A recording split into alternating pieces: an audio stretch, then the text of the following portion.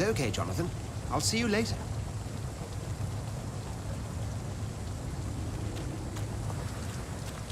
Come on, you bastard! You can do better than that!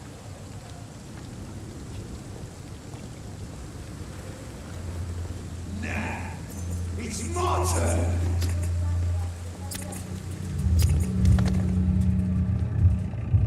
Rotten or pristine, each heart contains the seeds of life. Drink at this river, try it all.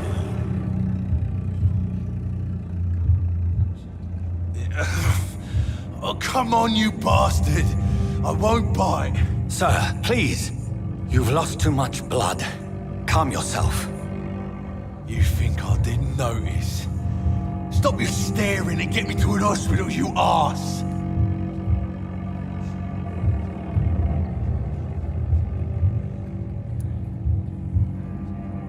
Insulting a good Samaritan. Not exactly the way to get rescued. Alright, sorry. I am in pain here. Me guts are spilling out onto the street and you're yabbering on. Yes. That's a very nasty wound you've got there. Take my word, I am a doctor. Dr. Jonathan Reed. Name's Clay Cox. I'd appreciate you helping me to a better place, Doc. Follow me, Mr. Cox. Let me assist you to that better place.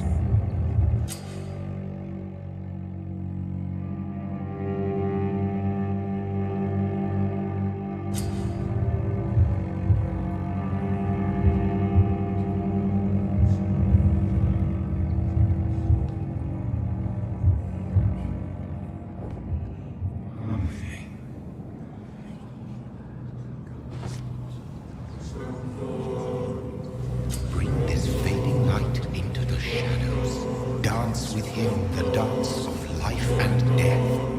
No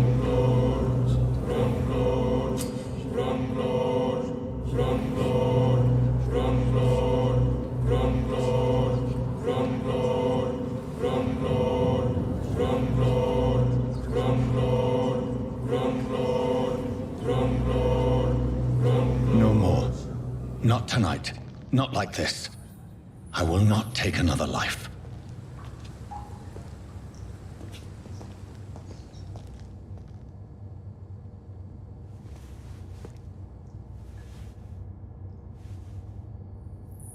Did I black out? What? What happened? Whoa, I feel giddy.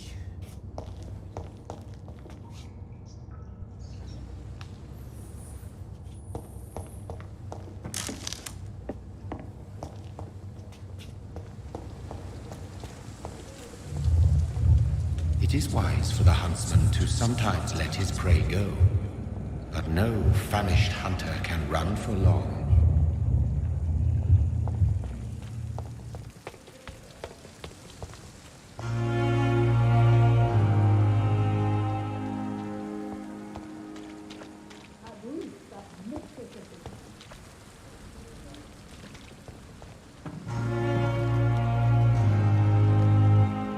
Good evening, nurse.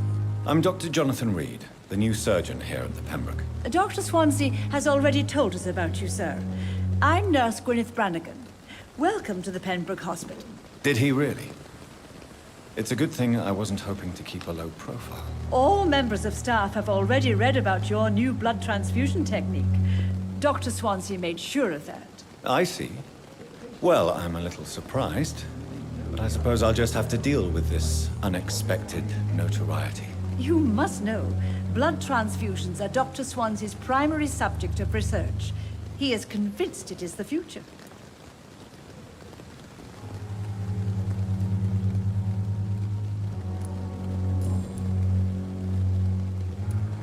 How are things here? Not good, to say the least.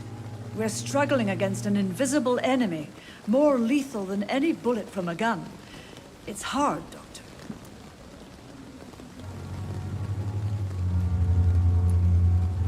An invisible enemy.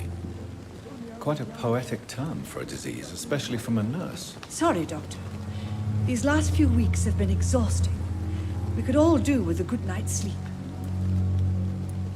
Do you think this hospital can survive the epidemic? We are all volunteers here, and we're trying to hold fast, but how do we beat an invisible killer? Some nurses have already resigned.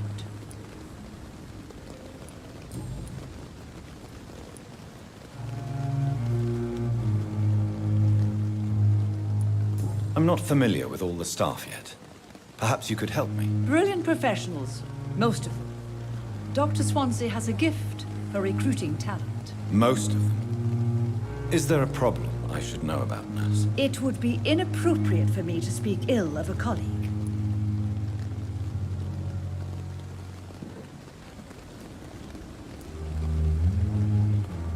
Is there anyone that stands out? Well, I have never met someone as dedicated as Dr. Tippett's.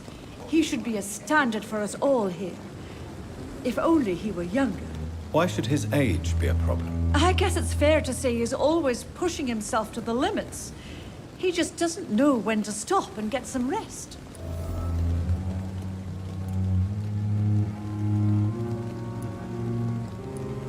Nurse Brannigan, if you do know something, please tell me. Anything you say will be held in confidence. No. I may disagree with some conduct, but in the end, everybody is doing their best.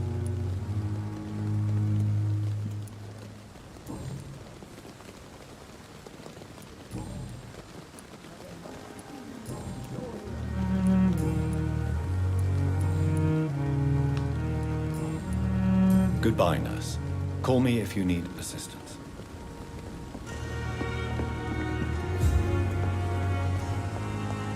I'm not one to make wait, Doctor. I've patients to attend.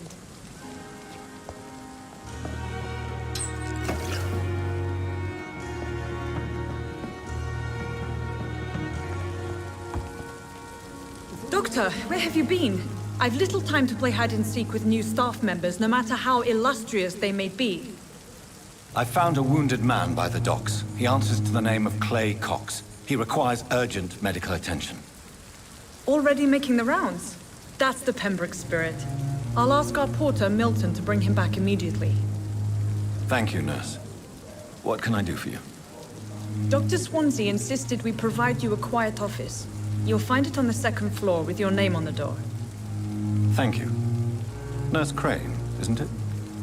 Yes, Dorothy Crane. Welcome to Pembroke Hospital, Dr. Reed. Your office has been prepared.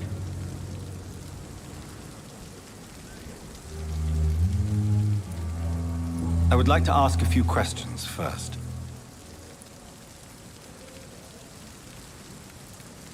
And Mr. Hampton, the patient we brought in, how does he fare? I gave him a sedative to help him sleep. Poor thing was in quite a state of shock.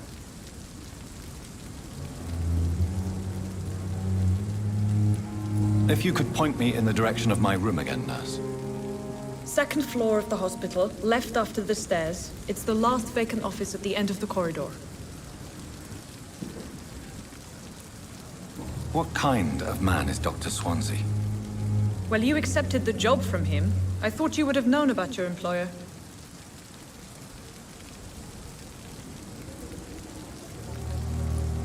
Apologies, I've only just met him the once. This is sudden. I've only just returned to England. Dr. Swansea is a brilliant surgeon and the most compassionate physician.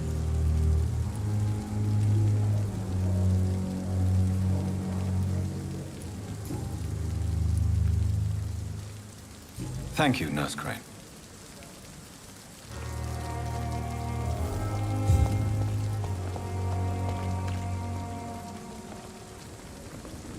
Good evening, sir. I'm Dr. Jonathan Reed. I'm new here. I've already heard about you, Dr. Reed. I'm Milton Hooks, the ambulance driver for this shithole of a hospital. That's quite a blunt introduction, Mr. Hooks. You can call me Milton. I like to speak my mind, Dr. Reed. Perk of the job. Don't judge me, and I won't judge you. I'm not sure I understand what you're talking about. Well, I'm no doctor, but I'm pretty sure a gun can't be used as a surgical instrument. You have a keen eye. I learned to shoot during the war, and have carried one ever since. Old habits die hard. No need to explain, Dr. Reed. And if you ever need a better gun, remember, I may have something for you.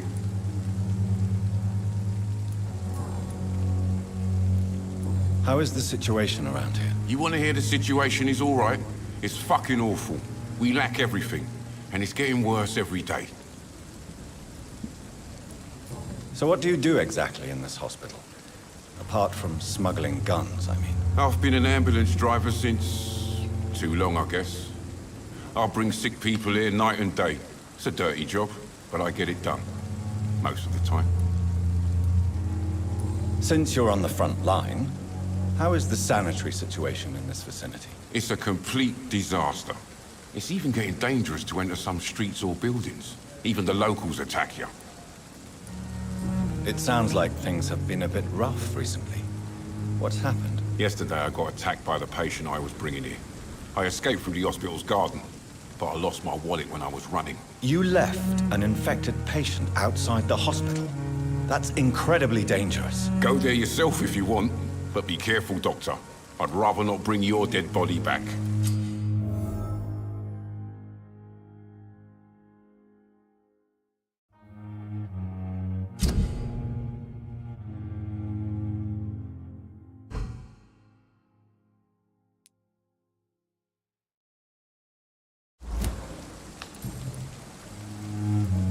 Are you really smuggling weapons through the hospital? And why not? I've already been attacked by patients, you know. And by gang members willing to steal my money. But you're not defending yourself. You're selling guns to civilians. You keep people alive your own way, Doctor. I offer them another way to protect their health.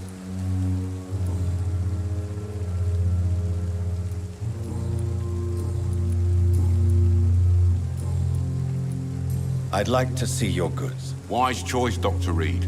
A reliable gun is what everybody needs these days.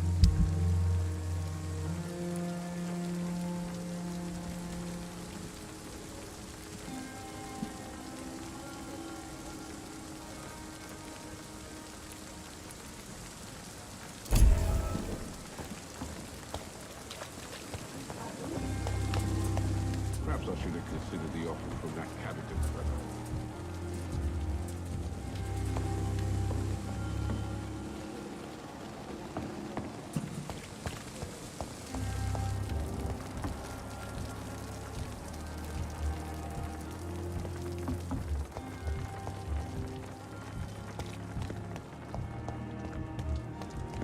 Dr. Swansea is right. This place seems perfect to conduct my research. Good evening, miss. I'm Dr. Reed, the new surgeon at the Pembroke Hospital. And who are you? Your name has no meaning to me, mortal. You're nothing but dust blown by the winds of eternity. I beg your pardon? What are you begging for, mortal? My clemency? Well, tonight maybe I'm inclined to mercy. You'll never forget the night you met Thelma Howcroft. You keep calling me mortal. Why is that? And if I'm mortal, what are you? Well, Dr. Reed, if you must know, I'm a vampire. And why do you believe you're a vampire? I don't need to believe anything. It is what I am. It is what I feel within this hollow shell of flesh. Please, describe to me how you feel.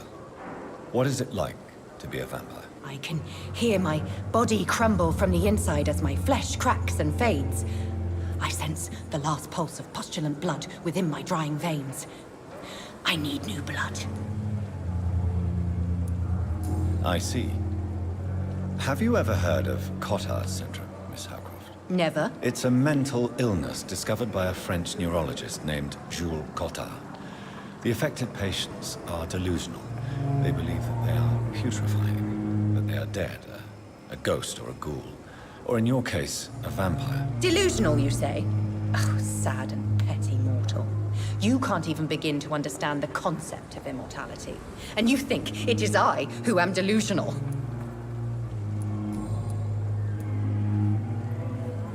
I'm assuming you must be a patient here.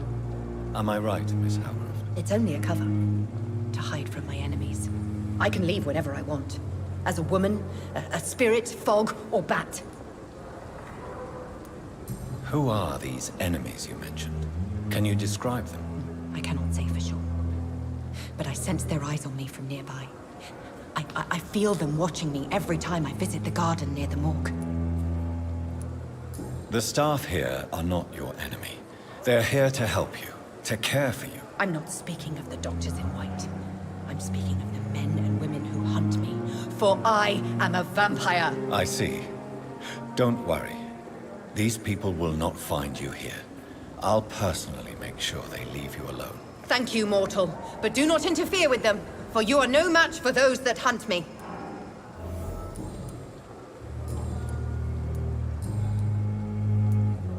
Who are you really, Miss Howcroft?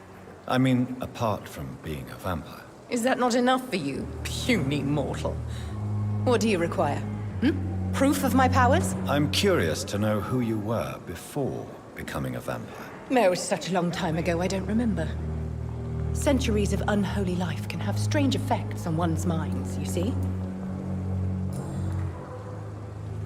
I'll leave you, Mistress of the Dark, to your nocturnal activities.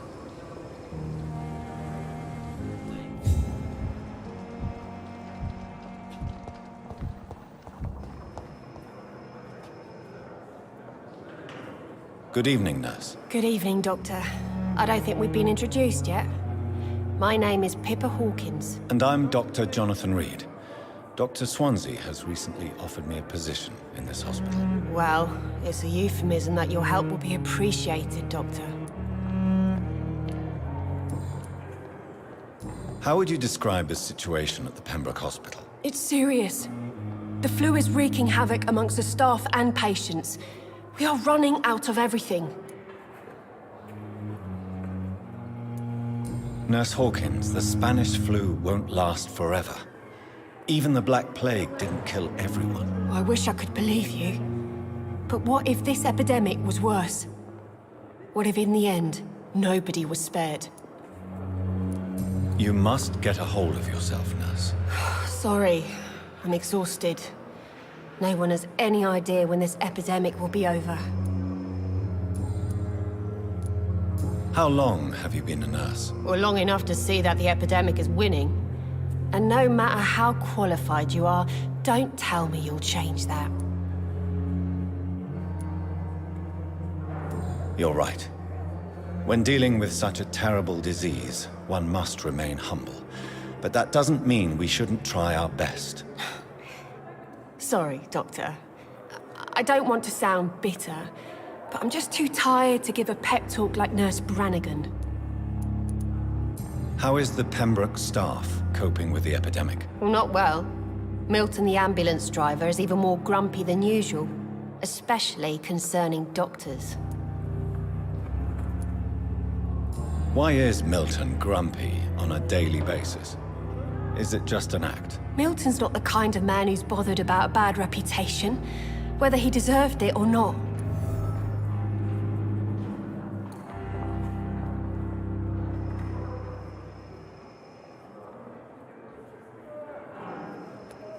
Why does Milton dislike doctors? I don't know. Just ask him. But be warned, Milton is not the chatty type.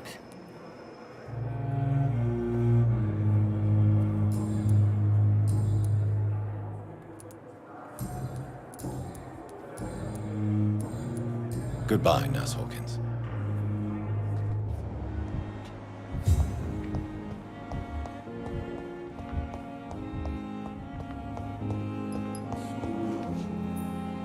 Good evening, Doctor. I believe we're going to be working together. Dr. Reed.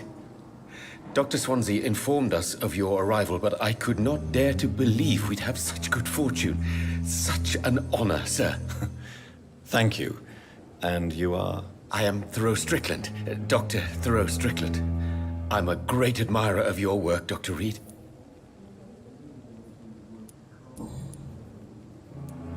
Please, could you tell me something about yourself? I'm a great admirer of your work concerning blood transfusion, Dr. Reed. I run my own experiments. I'm convinced it's the future. What made you choose to be a doctor? I'm not ashamed to admit you and your work have inspired me. I am honored to have the opportunity to work by your side. It's always a pleasure to share scientific and medical knowledge with someone eager to learn. I'll be glad to help you if I can. This epidemic may be the century's most terrible disaster, but I'm convinced that we, as doctors, are the only ones able to defeat it. I based my technique on my mentor's research. He helped me perfect my method. What is yours? I'd rather not talk about it. For now, it's just theories and first approach. My process is purely experimental and unsuccessful. As long as you're cautious and methodical, you may remain empty-handed, but you won't fail. You're not the first one to warn me, but I am convinced knowledge is the main weapon against the ravages of this epidemic. What can you tell me about the Pembroke? Well, it has always been an honor to work with Dr. Swansea. But with your arrival, I can't think of a better opportunity to learn about blood transfusion. You seem quite optimistic. It's a rare and precious attitude in these difficult times. I'm convinced that this epidemic is a test of endurance and dedication for us men of science. Questions remain about our capacity to resolve the situation. True. Last summer, during the first wave of the epidemic, I used to joke with Milton about the extra work. We're not smiling now. Do you need help with anything in particular? Well, yes, maybe. I'm waiting for a batch of products I ordered for my personal research, yet my supplier seems to have vanished. Do you want me to play the errand boy for you? Oh no, Dr. Reed. But if you went personally to his shop, what with your reputation and all, he wouldn't dare to refuse the products I need. I see. Well, give me the address, for I may pass by if I have time.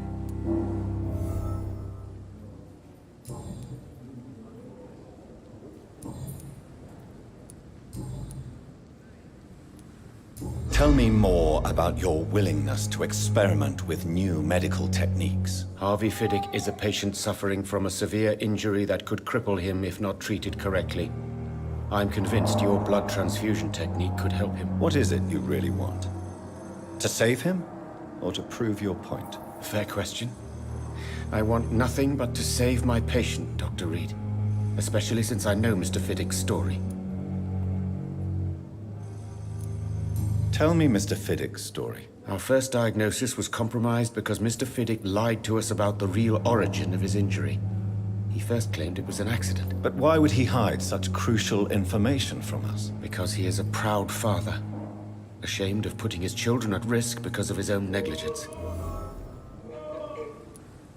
This personal involvement could also appear to be a lack of impartiality. You must know that a good surgeon must remain neutral. I agree. But that does not excuse Dr. Ackroyd's behavior, a man who did not even take time to converse with his patient. Do you think keeping his distance was a mistake? All I know is that I'm taking care of human beings with desires, hopes, and fears. Not some biological machine comprised of blood, bones, and flesh. Goodbye, Dr. Strickland.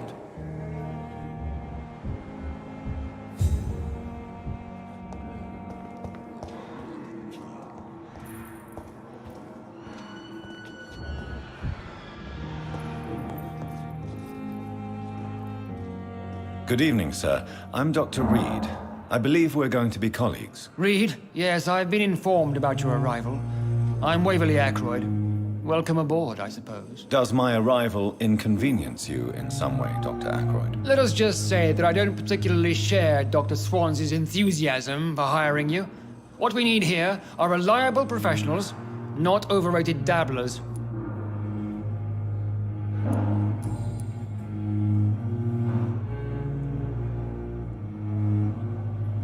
If you have a problem with me, Dr. Ackroyd, please feel free to tell me. Dr. Swansea has imposed your presence on this hospital without asking anyone's advice. The benefit of his position. But I don't agree with it. I know we've never met before, but I believe this hospital could use all the help it can get. You will agree with that, I'm sure. Oh, but I have heard about you, Dr. Reed. Of course, you can't say the same about me, since I have not wasted my time courting the press. There is no need for such animosity between us. Don't you think the epidemic is already enough to deal with? That is one point we could agree on. And that is precisely why I want to be sure that you will be of help to this hospital instead of a burden. Since your tenure in this hospital is longer than mine, perhaps you can tell me more about this place. Let's just say I'm tired of the carelessness around me. I have always respected the skills of Dr. Swansea, but over time his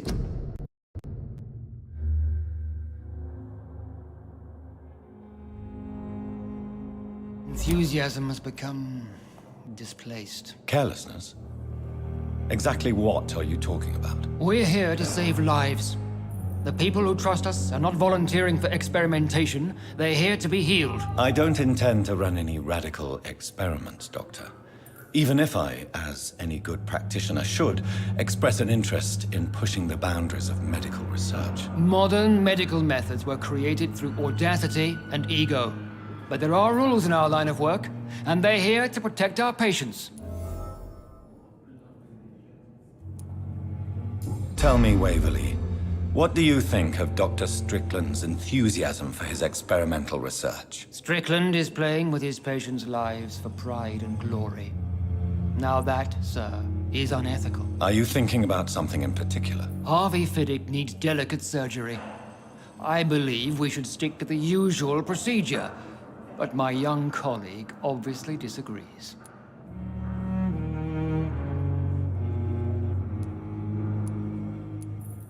Why do you wish to lead this surgery? I strongly believe that Mr. Fiddick should not be butchered to test an unproven procedure.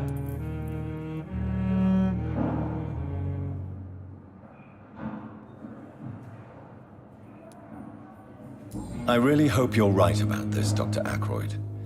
I'm trusting your judgment on this. I'm not the kind of man who runs away from his responsibilities, Dr. Reed. There is no need for you to be looking over my shoulder. And are you not afraid that your rivalry with Strickland may be blinding you? Rivalry? I guess you could call it that. But I will never be childish enough to let my personal feelings affect my judgment.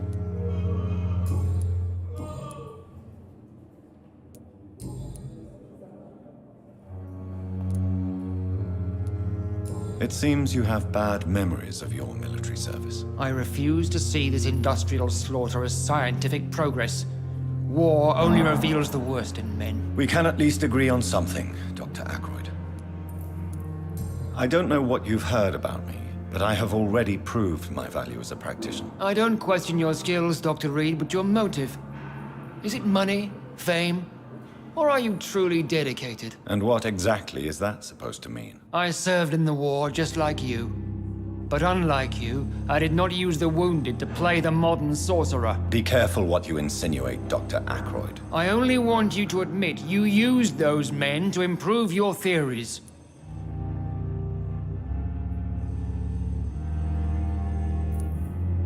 This is ridiculous. My blood transfusion technique saved many lives, and you know it. You see? That is exactly what I hate about people like you. You avoid this kind of accusation instead of facing reality. Thank you for your time. We'll talk later.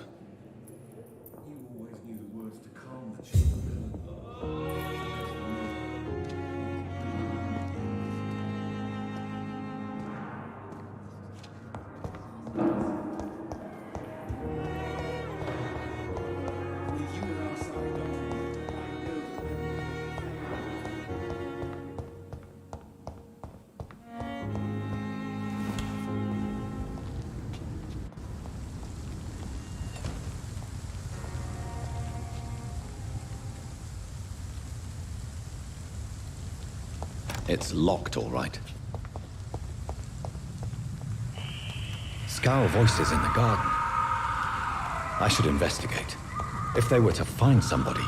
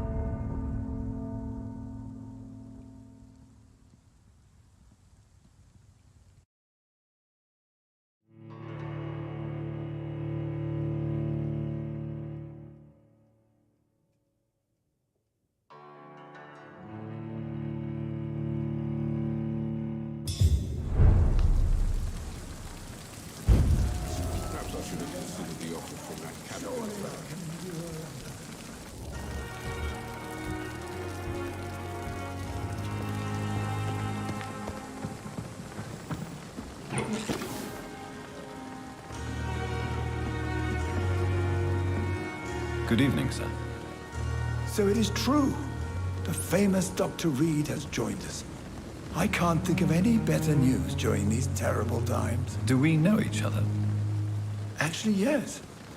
We met once before, at the Rockefeller University in New York. Dr. Tippett, yes, I remember. I was assisting Professor Carell in his research about coronary bypasses. He had nothing but praise for you. He was also very confident about your future. And look at you now. Eminent surgeon and blood transfusion specialist.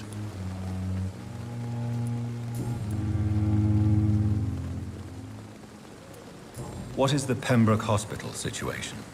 And please, speak freely. This hospital is not exactly the best of London. I'm sure you are used to working in a better environment.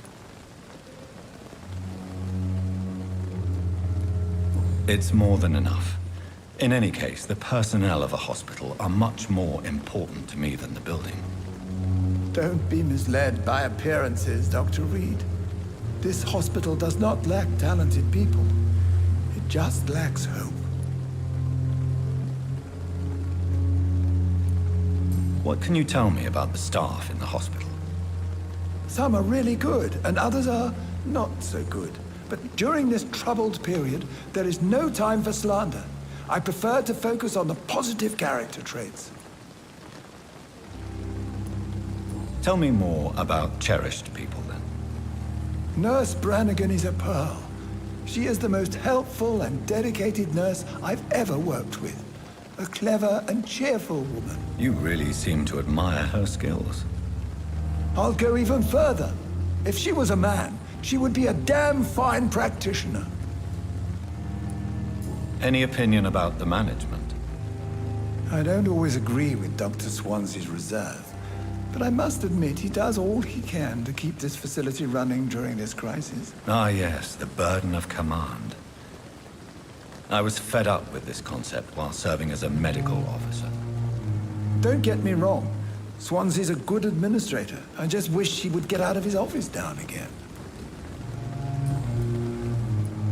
You're exhausting yourself, Corcoran. Maybe you should think about preserving your strength. No. We must keep on healing all those poor souls.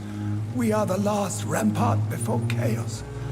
Once more, unto the breach.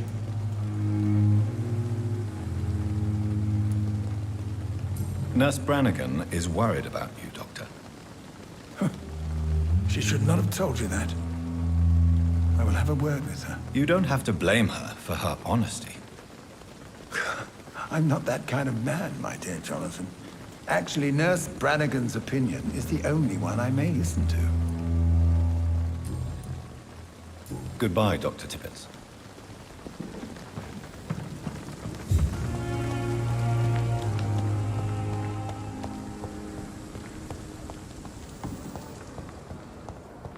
Fear and disgust on every street corner. The daily routine.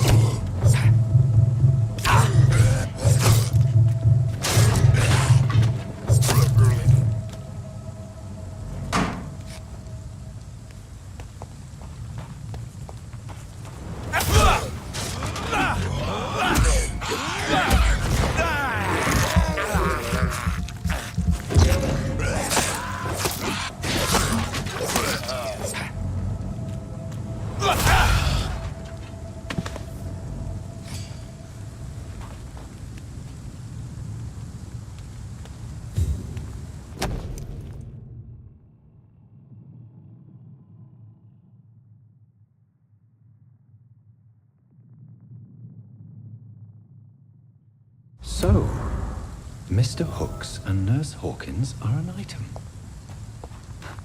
Those two have hidden their affections well.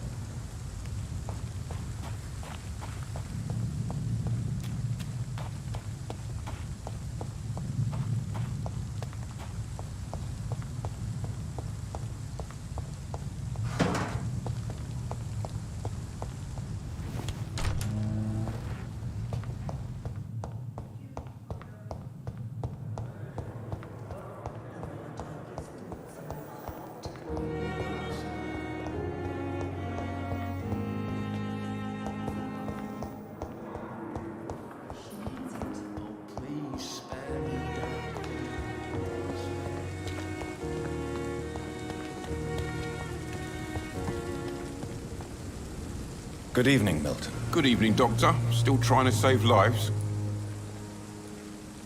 I have some good news, Milton. What? The epidemic's over? I retrieved your wallet, with all the money and a certain picture. Well, yeah, Pippa Hawkins is my girl. So what? Is it the difference of skin color that bothers you? Not at all, Milton. Good. Please, take this money anyway. To remind you to keep your mouth shut. Not everybody is as broad-minded as you, Dr. Reed.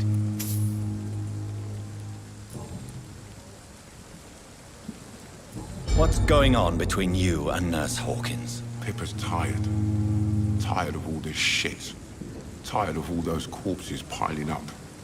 She's as depressed as I am. During the war, I witnessed a few couples just like you come together in difficult circumstances. It can be very damaging. Maybe you're right. But we support each other. And that's all that matters. You do realize you could both get fired.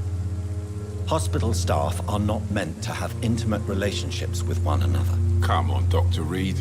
Do you know how many rules are broken in this hospital every day just to keep it running? There's nothing wrong with what we're doing.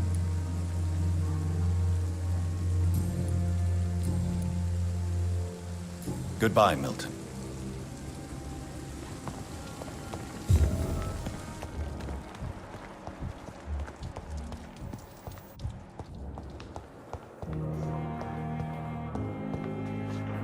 Good evening, Nurse Hawkins. Good evening, Dr. Reed.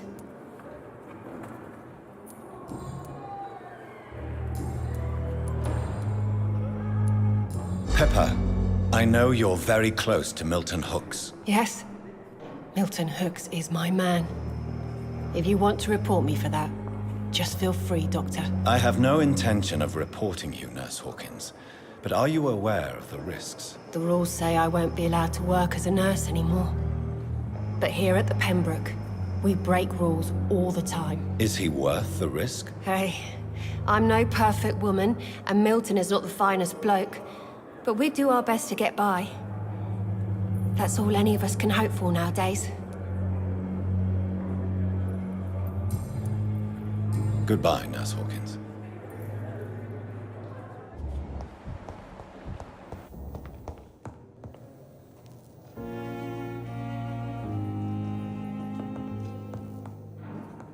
I will not let you down, my boy. What can I do for you, Doctor? What kind of man is Dr. Swansea? Well, you accepted the job from him. I thought you would have known about your employer.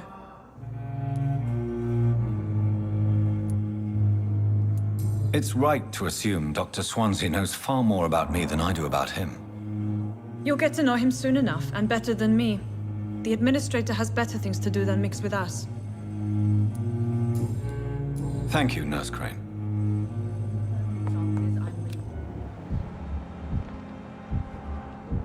Sweet girl. Reads me like a book. Good evening, madam. Can I help you? It's my son who needs you, sir. I'm Dr. Jonathan Reed. How can I help your son? I'm Beatrice Goswick, mother of Mortimer Goswick. Could you check on him, please, Dr. Reed? I've heard much of your talents as a physician.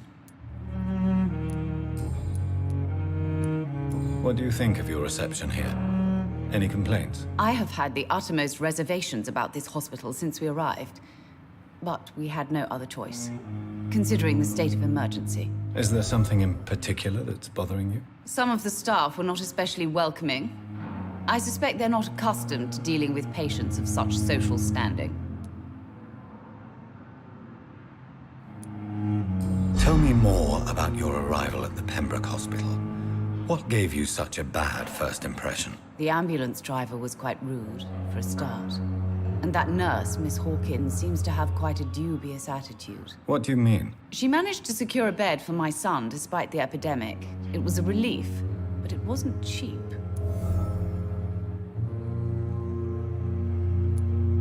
She charged you for a bed? Yes, and I paid without question, considering the urgency of the situation. I share your concern, Mrs. Goswick. Be sure that I'll talk to the people involved. I don't expect compensation, Dr. Reed.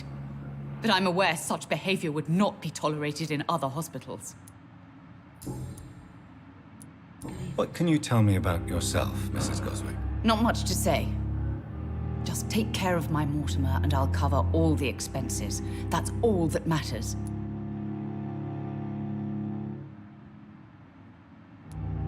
May I ask if you have an occupation, Mrs. Goswick? I'm a teacher by profession. I teach young women who are more ambitious about their futures than their families. Are you really that rich? Most of the patients here are of a more humble origin, if I may say so. Yes, thanks to my husband. May he rest in peace. I can cover any needed medical expenses.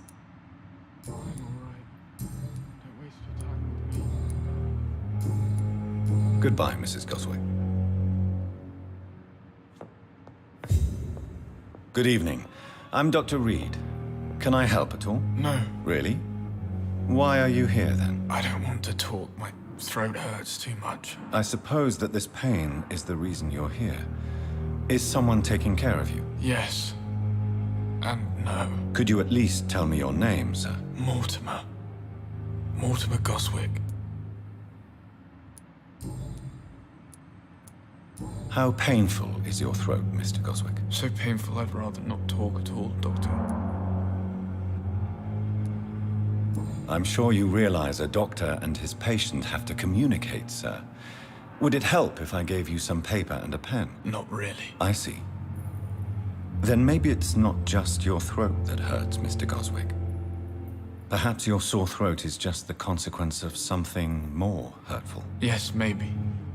But I don't want to talk or even write about it now. How painful is your throat, Mr. Goswick? So painful I'd rather not talk at all, Doctor. I'll let you get some rest, then. Good evening, sir. Doctor. I'm so tired. Good evening, Mr. Goswick. How are you? I'm okay.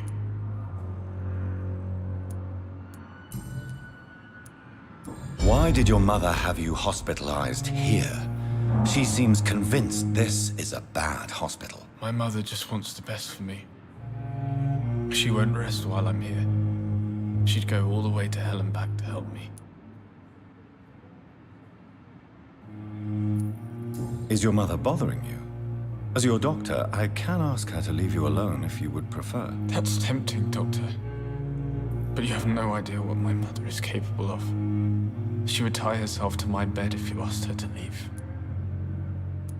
Pembroke Hospital may look unorthodox, but rest assured, you're in good hands here. It's not me you have to convince, Dr. Reed. It's my mother.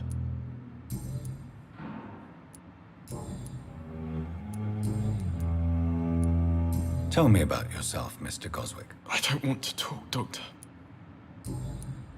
I have to go now, sir. But don't hesitate to contact me if you need any help. Good evening, sir. Doctor. My sweet girl. Reads me like a book. Good evening, sir. I'm Dr. Reed. May I help you? I don't know if a third opinion is needed. Your colleagues are already arguing about my condition. I see. Would you mind telling me more about your situation? I'm Harvey Fiddick. All I want is to get me bloody arm fixed properly.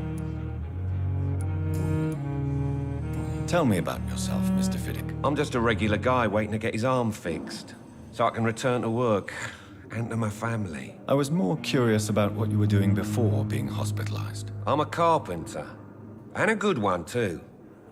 But that means I need both arms to feed my family, Dr. Reed.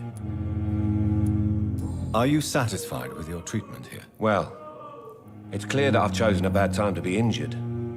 Forgive my bluntness, but you seem overwhelmed by cases of the flu. I won't lie to you about it.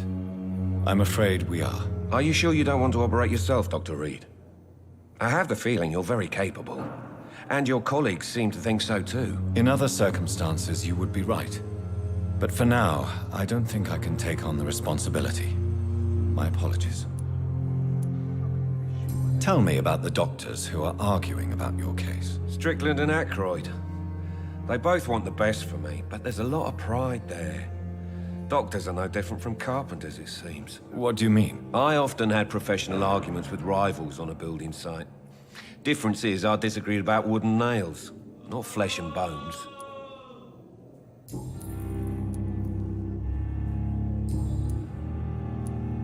Tell me about your injury, Harvey. Why do you feel so guilty about it? My wife died because of me. And now I may lose everything because I've been careless enough to hurt myself. What an arsehole.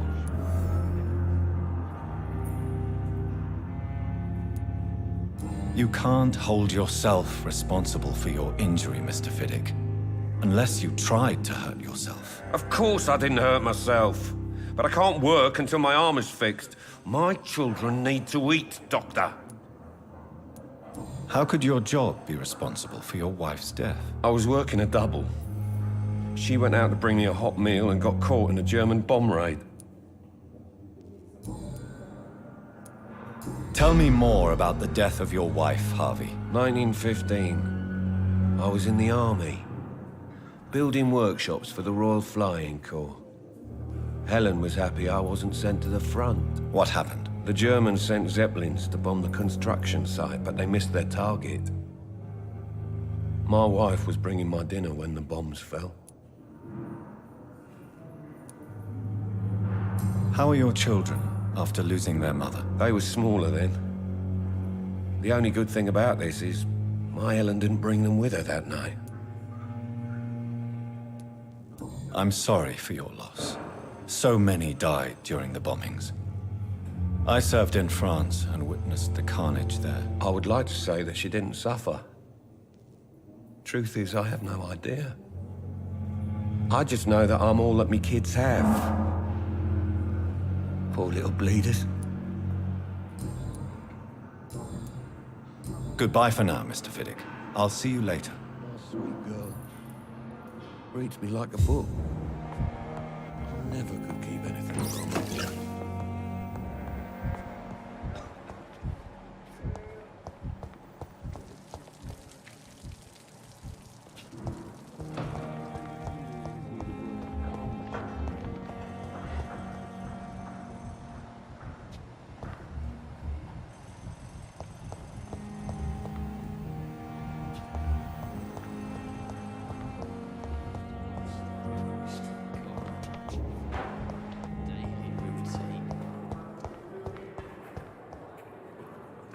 Good evening, sir. Can I help you? Unless you're here to fix my face. No. I don't think you can help me. I'm Dr. Reed. I've recently taken the position of head surgeon here. War injuries, am I right? You guessed right, Doctor. German shell took my pretty little mug right off. But they still call me Thomas Elwood.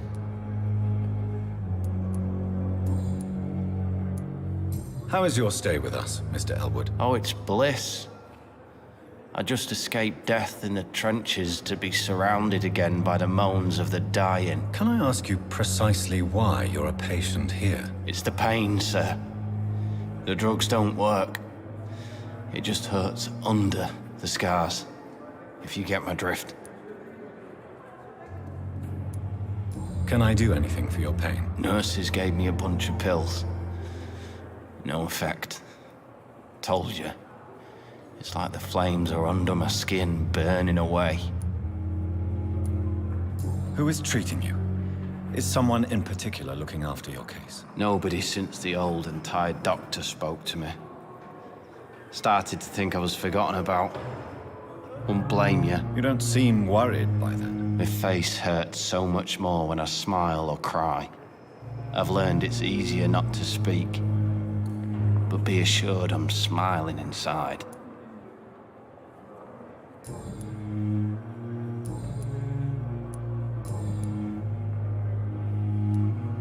Where were you stationed, sir? Did you serve for long? I really don't want to talk about all this shit. No offense. I was pushing too much. I served in France myself. I just wanted to know what happened to you. You were an officer, weren't you? Then I doubt we fought the same war, sir. No offense.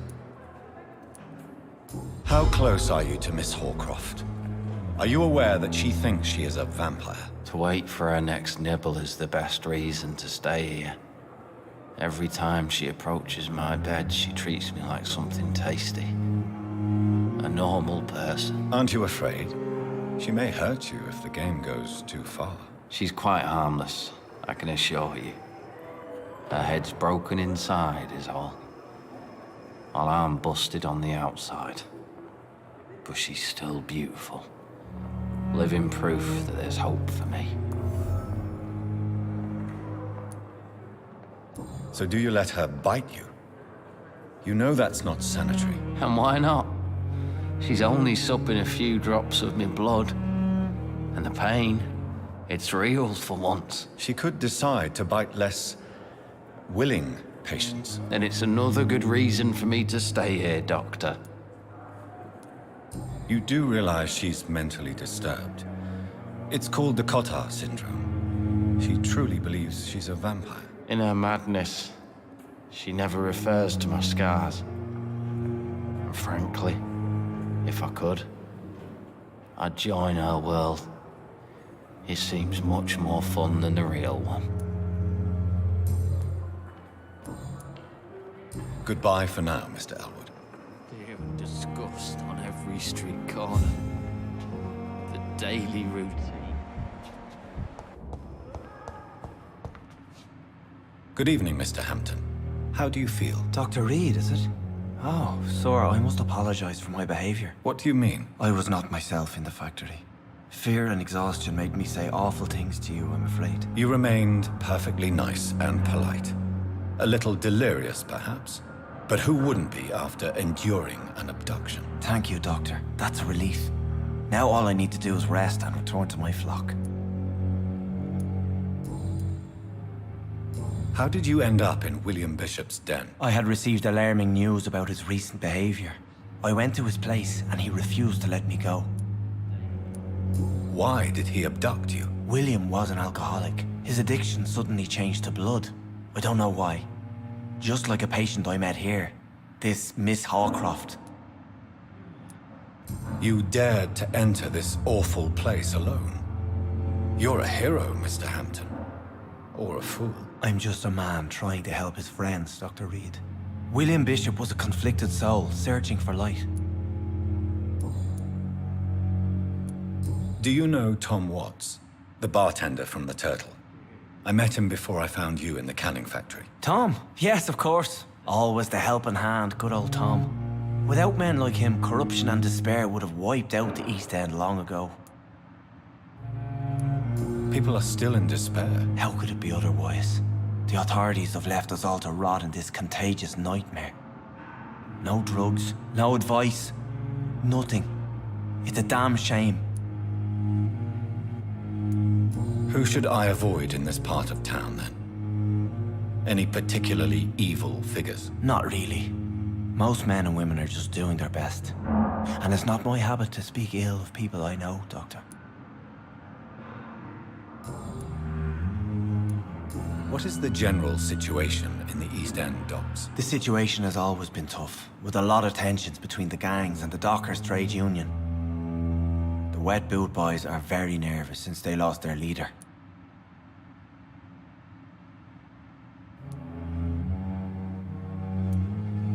Has the gang been threatening you? Ah, no.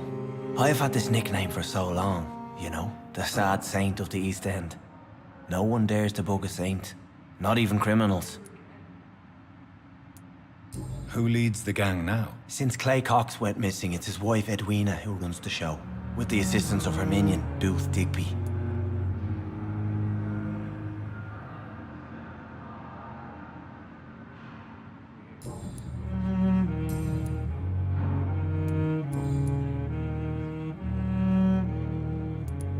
What do you do for a living, Mr. Hampton? I can't help but notice the cross around your neck. I manage a night asylum for the poor and homeless of the docks, and I try to guide the lost and hesitant on the right path to our Lord.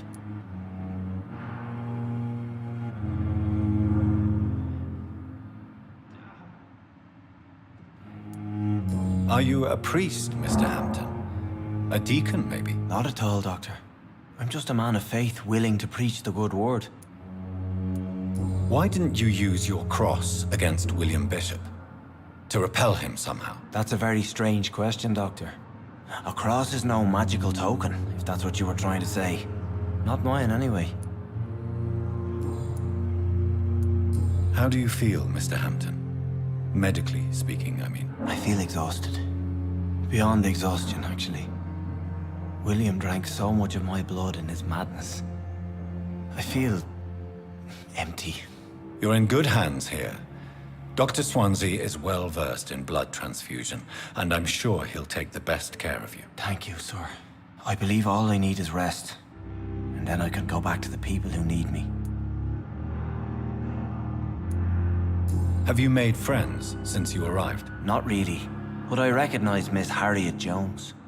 I knew her when she lived by the docks. That poor woman had such a miserable life. You never came to see her here at Pembroke? Receiving visits when sick can be an important part of the healing process, you know. We're not just bodies. You're preaching to the converted now, Doctor. To be truly honest, I thought she was dead. She left the docks many months ago. Goodbye, Mr. Hampton. We'll talk again later.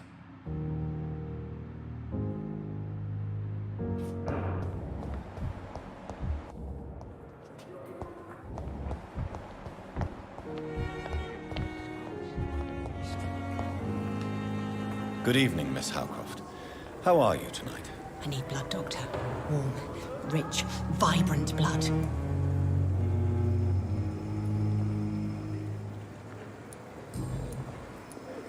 Tell me, Thelma, why do you feel so attached to Mr. Elwood? Why him? I'm not sure, Doctor. I think we have a bond of some sort. We've both suffered so much. He's the only mortal I find interesting.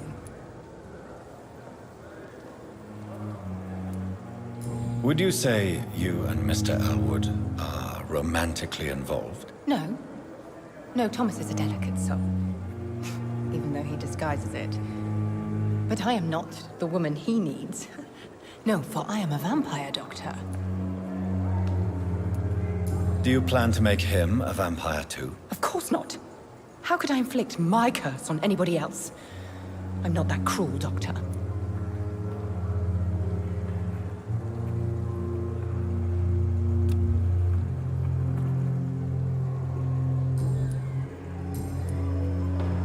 I'll leave you, Mistress of the Dark, to your nocturnal activities.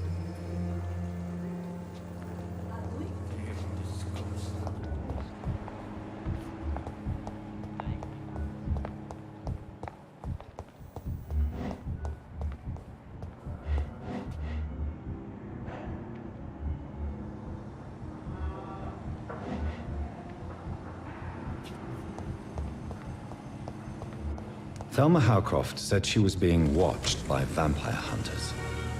Where are they hiding? I should investigate. Good evening. I'm Dr. Reed. Always a pleasure to meet a colleague, sir. Especially when he was supposedly dead. A colleague? Are you a doctor too? Not anymore, sir. I used to be Dr. Rakesh Chadana. Now, I'm just Mr. Chadana. Pawnbroker and humble guardian of this morgue. What do you mean, you used to be a doctor? Was your license revoked? No, sir. It is just that I like to be precise. I run a little pawn shop while taking care of the dead. But I used to be a real doctor.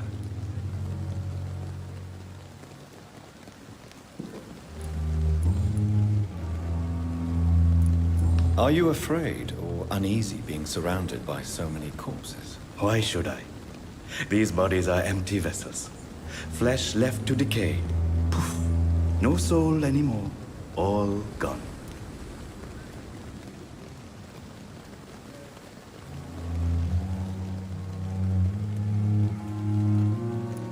An interesting point of view. And quite an exotic one, too. Most people fear, or at least have a respect, for dead flesh. Sir, as a medic during the war, I learned to face my death and the death of others. It's the pain we have to tame, not death itself.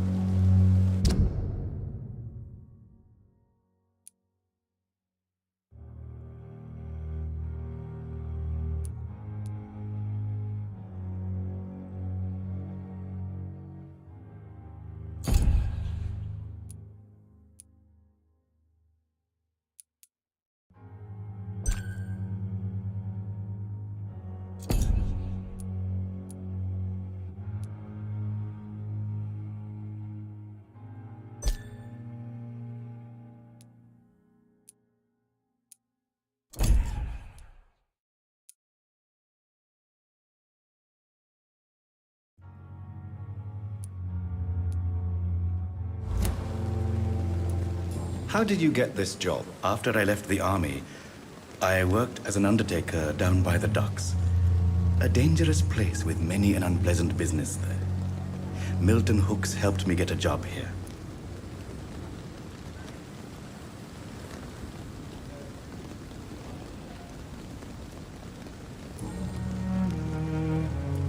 Do you work here alone? Yes, very easy work, sir.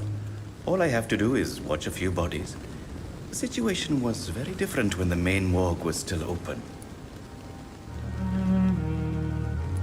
Why do you have to watch these bodies? Because these poor fellows have no names. We keep them in case someone comes looking for the missing. Sadly, very rarely happens.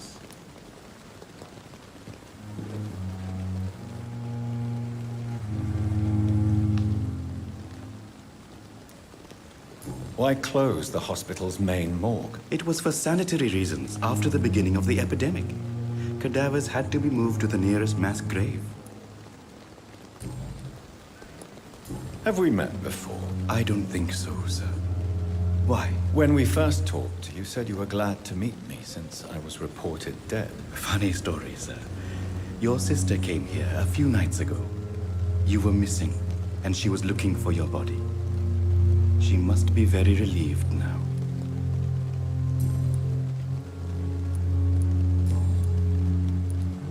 A pawnbroker? I expect you get all types of people here. Yes, sir. All kind of people. For I sell all kind of goods. What kind of goods? With the quarantine, it's not always easy to buy things. So I trade. I exchange. Some people sell, some others buy. I like to help. Who comes here to trade with you? It's very unhygienic, even unsafe. Diseases can spread. For the customers, for the hospital. I'm very cautious, sir.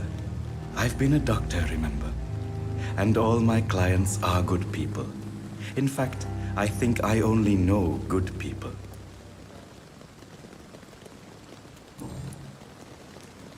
Since you're not afraid of dying, do you believe in life after death, Rakesh? No. I believe we must do all the good we can while alive. For our time is short, and the obstacles are endless. Do you think you would enjoy immortality as a concept? I don't think so. Don't mistake me.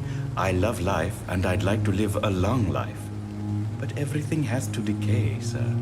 Even goodwill.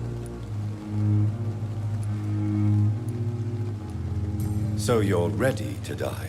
No, I am not. I don't fear death, for I won't see it. What troubles me is the pain my death will inflict to those I know. You're a wise man, Mr. Chidana. No, Dr. Reed. I am a foolish man. But I like to think otherwise. Do you really believe goodwill cannot last? As I said, sir, everything decays. If I was to never die, goodness, I would be bored or worse. And I like to be helpful, sir. Quite depressing, wouldn't you say? Yes, but the good news is we'll all die before losing our humanity, sir. Please show me what you have to sell. Of course. It's just trinkets and curios, really. but I'm sure they can be useful.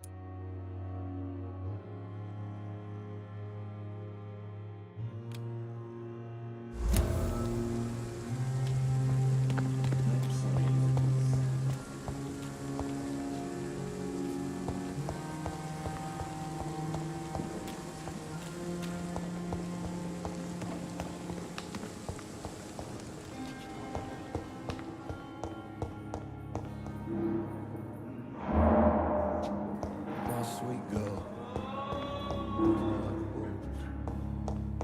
Never could keep at it.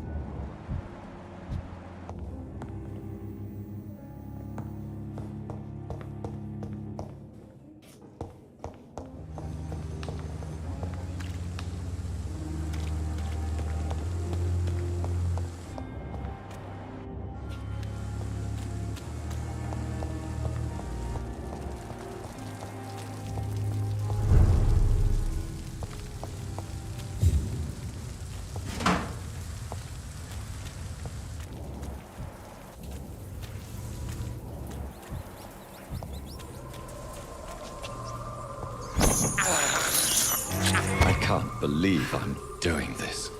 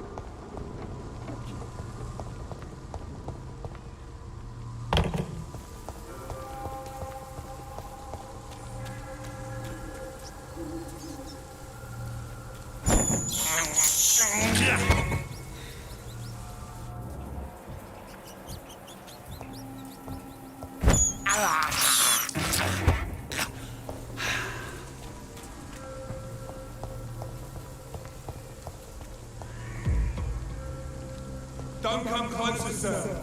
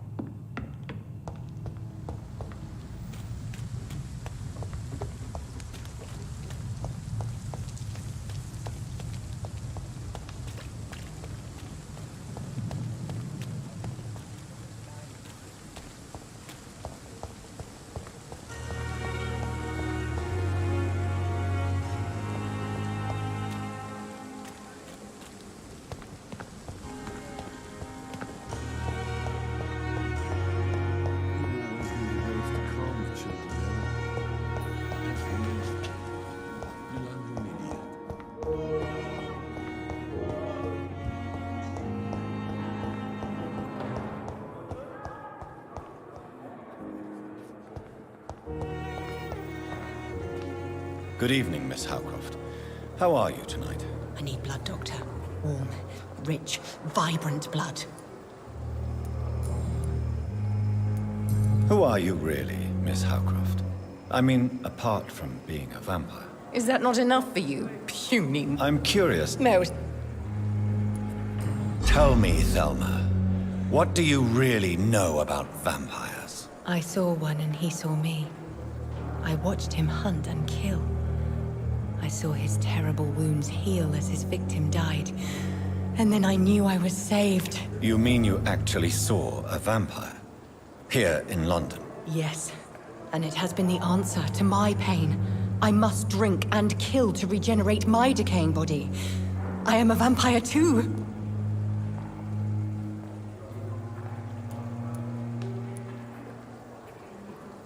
You are no vampire.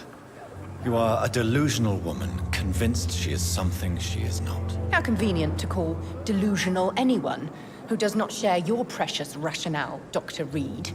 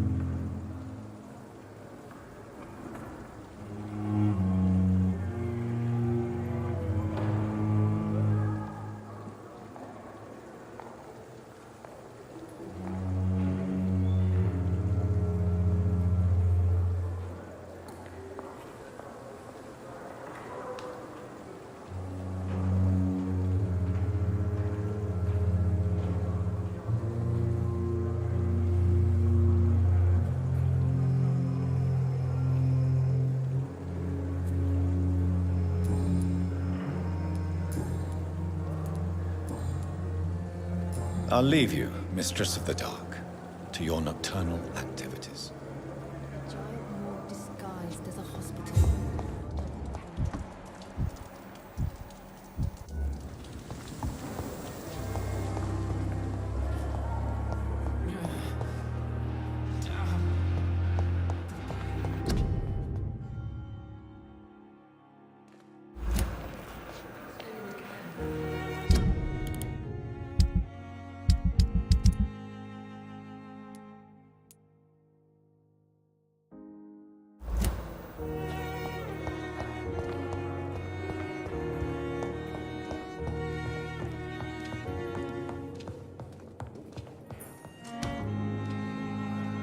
Good evening, Mr. Fiddick. Good evening, Dr. Reed. Any news about my operation?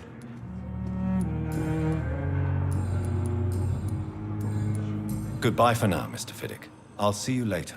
You always knew the words to calm the children, Helen. As for me, what a blundering idiot.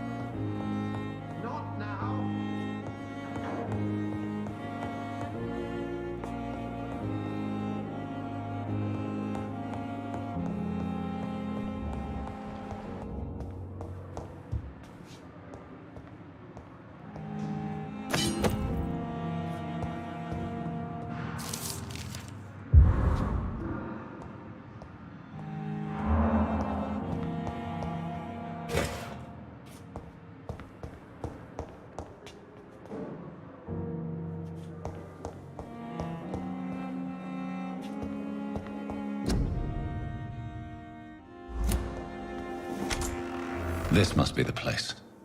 It's definitely away from prying eyes. Relegated to the shadows. A kingdom of my own. At least I won't be sleeping in a coffin.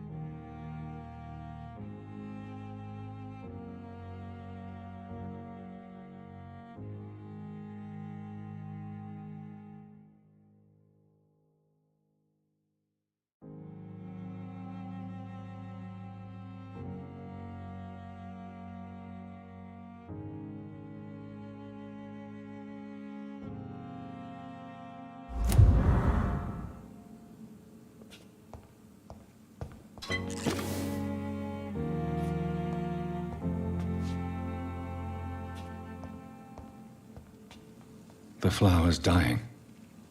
It needs water.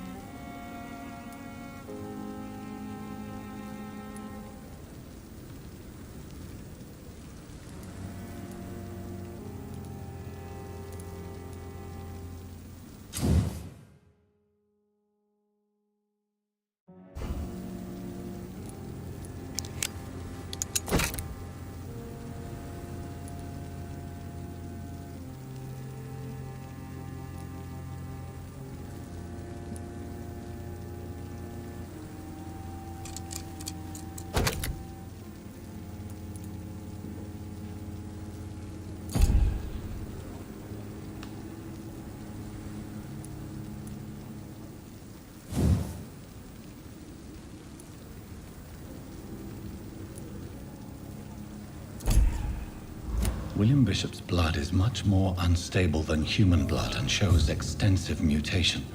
But this is not what happened to me. I must keep on searching. The sun is about to rise. I can feel it. I'll continue tomorrow night. I have so much time now.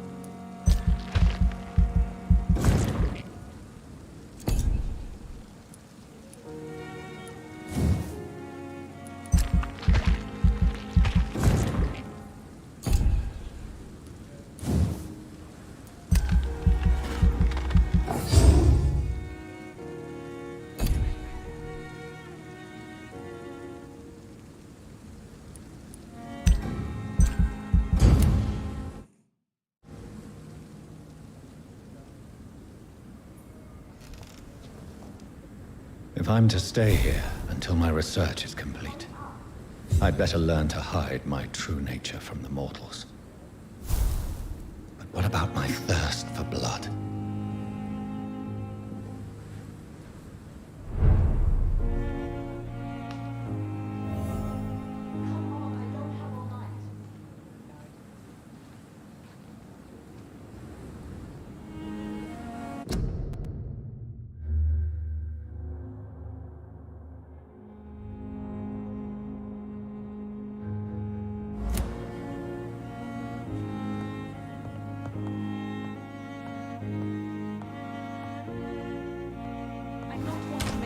Doctor, I've patients to attend.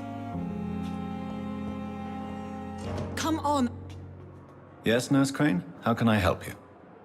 I'm so sorry. I know Dr. Swansea wanted you to rest, but we have somewhat of a crisis. A crisis, you say? Our supply of antiseptics is nearly depleted. I was hoping there was another box up here, but...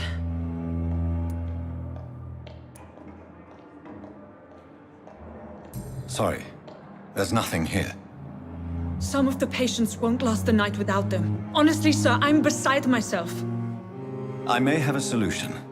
In France, during the war, drugs shortage was a daily problem, and we had to use our wits to overcome the shortages. However do you mean? If combined correctly, certain household chemical products can be used in a pinch instead. Now, where's the hospital storeroom? The storeroom? Fat chance. This is the Pembroke, and space is luxury we don't have.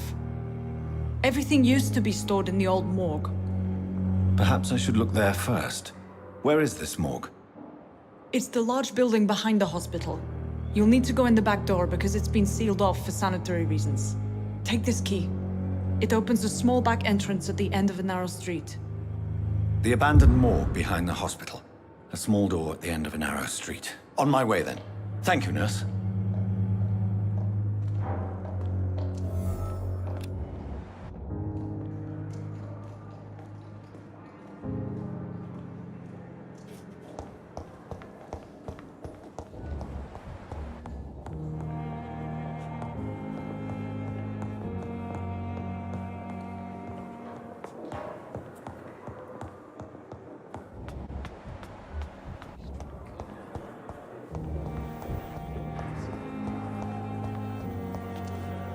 Good evening, Miss Howcroft. How are you tonight? I need blood, Doctor. Warm, rich, vibrant blood. I'll leave you, Mistress of the Dark, to your nocturnal activities.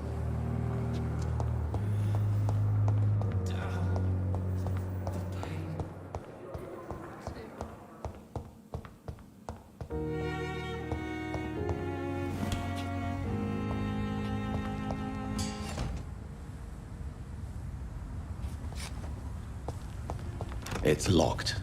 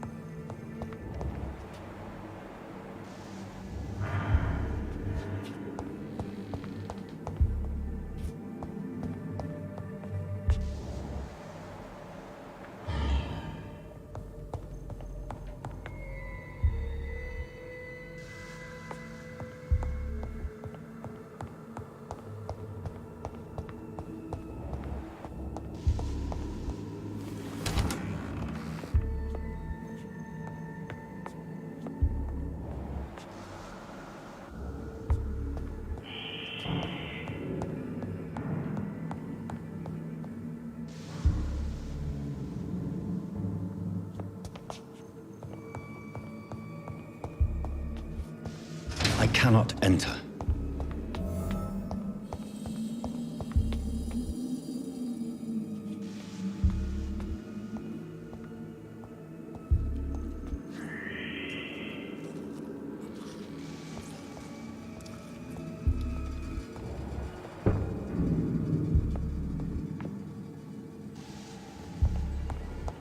Balls of Mars, fortifiers. As popular as they are ineffective. But they do contain iron tartrate, and that might prove itself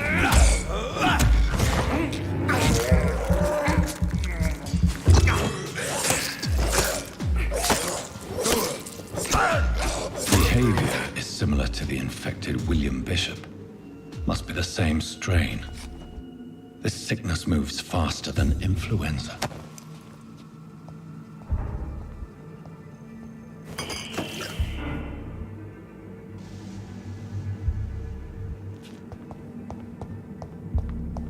It's locked, all right.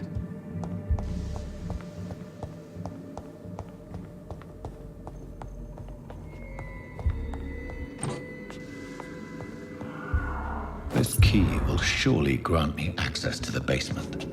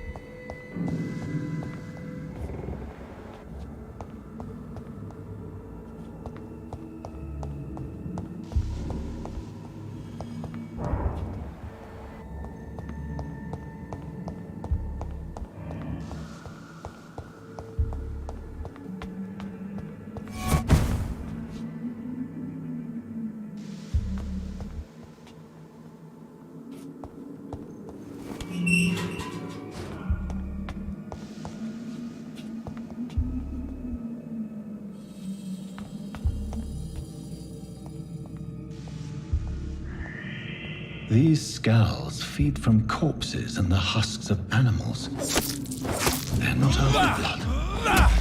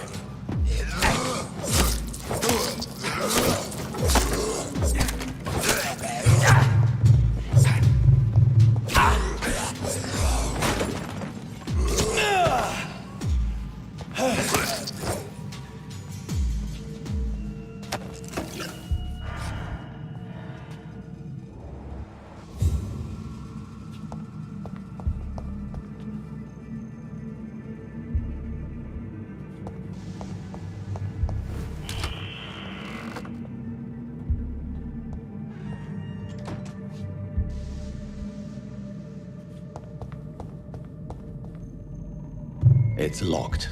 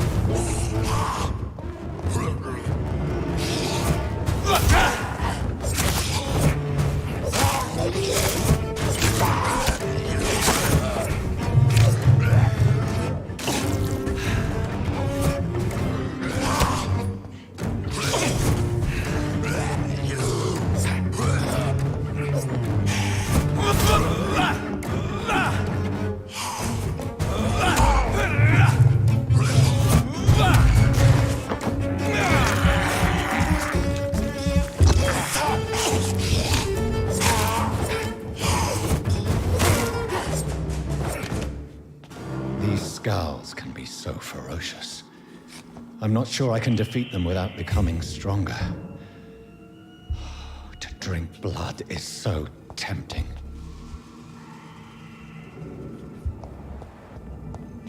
Sodium hypochlorite.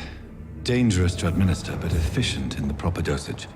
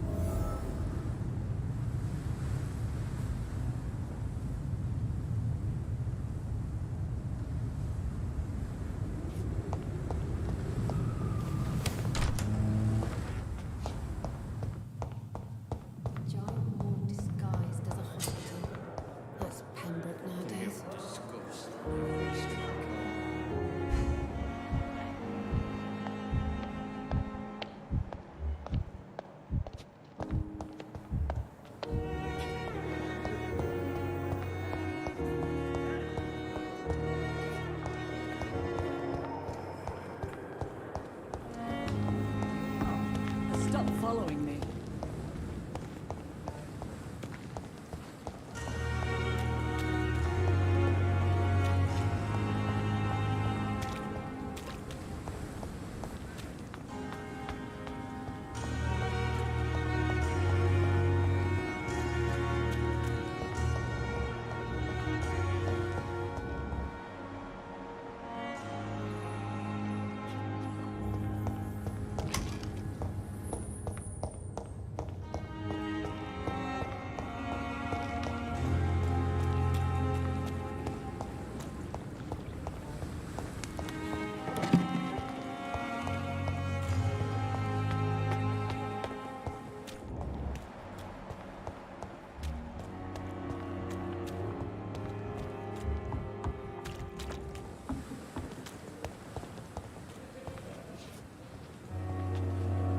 Good evening, Mr. Cox. Dr. Reed.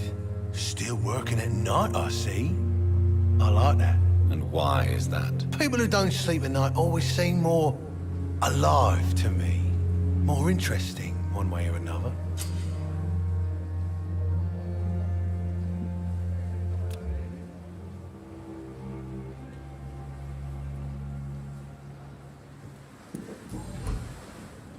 Do you ever think about that poor fellow I saw you push in the water? The wound he gave me will make sure I don't forget him. Still fucking hurts. Boss had cut me good.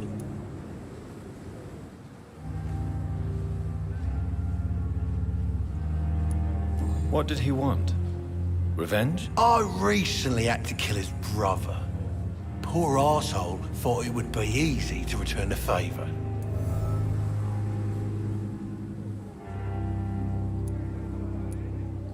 Only the strongest survive, then?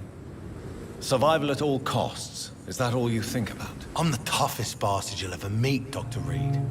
And I don't give a fuck what you think of me. That man was determined to murder you. You almost died. What a surprise. The first time I met him, he nearly shit himself. Fucking coward. I guess revenge gives you balls. How is your hospitalization going, Mr. Cox? This is a shitty place with shitty staff. As long as I'm treated all right, I'll be fine. What's wrong with the Pembroke staff? That bastard you sent to bring me here, Milton, I thought he was going to break all my bones before I reached my bed. I see. Any other smart comments? The nurses aren't too ugly. Especially that foxy one, Nurse Crane. Pretty brunette, tough attitude, oh, I like that. What's wrong with the hospital? Come on, Dr. Reed. The place is a dump. Smelly, sad, and dirty. But you're alive thanks to the efforts and dedication of the staff here, aren't you? What are you expecting, a medal? I thought that saving lives was just part of the job. Must be an unsatisfactory profession at this time, I'm sure.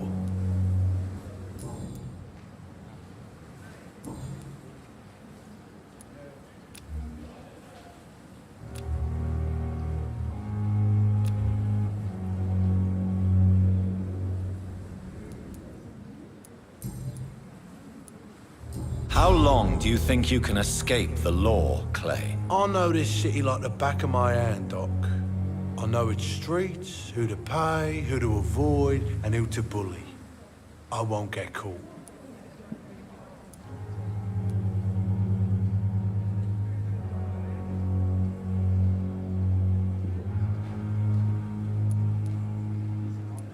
We can't escape the consequences of our actions. The past catches up with us in the end. I ain't afraid of death. I don't hide who I am. I live my life honestly, which is more than I could say for most folks. And who are you, then? I'm the leader of the Wet Boot Boys. One day, I'll leave this shitty place and punch in the face all who thought I would not come back.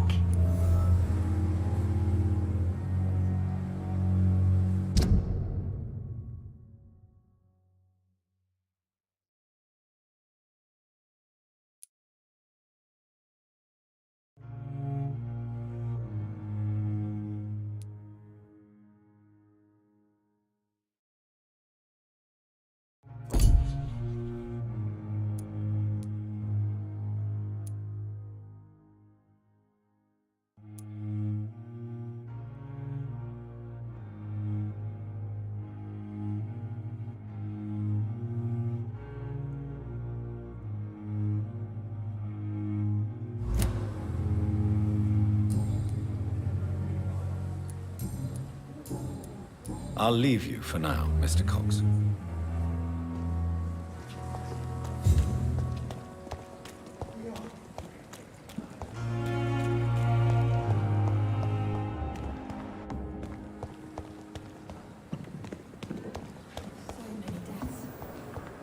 And what of my own life?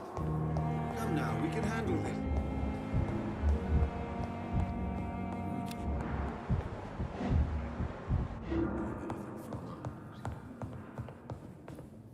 Finally, you've returned, Doctor. Did you find anything of value? Yes, nurse. You've worked your first miracle, Doctor. Now, this patient here needs immediate treatment.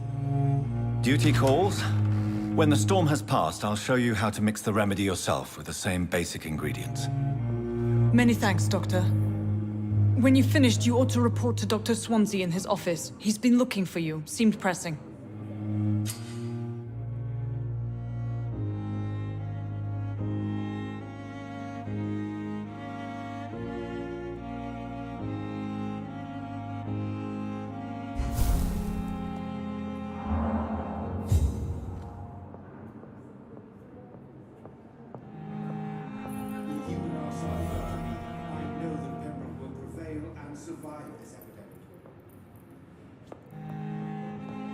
Oh, sweet girl.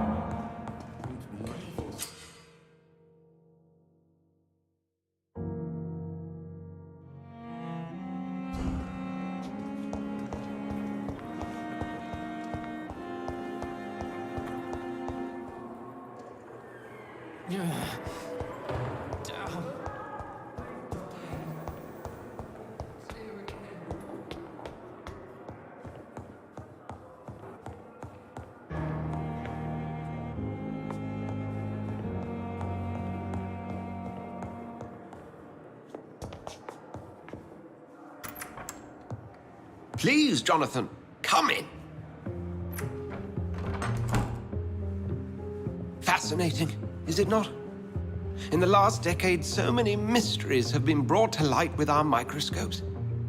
The human body, biology's penultimate frontier. The more we explore its boundaries, the less we're able to trace a clear line between life and death. You, my friend, have a foot in both countries. The view must be vertiginous. It's at least as vertiginous as chatting about vampires with you, I would say. This must be all so new to you. This area of town, the hospital, a brand new life. How stimulating it must be. I wish I could share your enthusiasm, Dr. Swansea. But my condition defies scientific categorization. Undead? Unalive? Immortality defies logic. I cannot express my thrill at this serendipitous turn of events. The world's most eminent specialist in blood transfusions, a vampire. One might say a gift from heaven.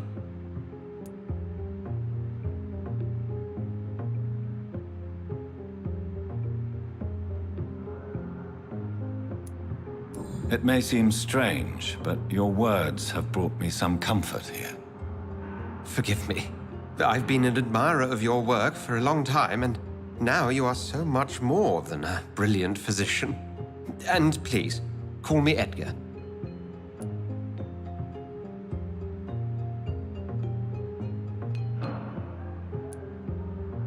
I'm not some doe-eyed student, Edgar. I understand we both have something to gain from this relationship. Very well. I have a task for you, Jonathan. Something that will require all your newfound skills. Please, go on. The Pembroke only survives through the generosity of our benefactors. Unfortunately, our main donor has found herself in a bit of a bind. Now, if you could help her out... A spokesman or politician is what you need. That's not my calling. And until I come to understand what has happened to me, I require discretion. Discretion is in order, Jonathan. Lady Ashbury has recently received rather indelicate correspondence that, if revealed, would jeopardize her position. And you would like me to eradicate this threat? By the stole, of course not. I would just like you to pay her a visit. Her ladyship is certainly near the tents outside, tending the sick. You can't miss her. Look for someone impossibly delicate. Accepted. I'll see what kind of trouble Lady Ashbury is in.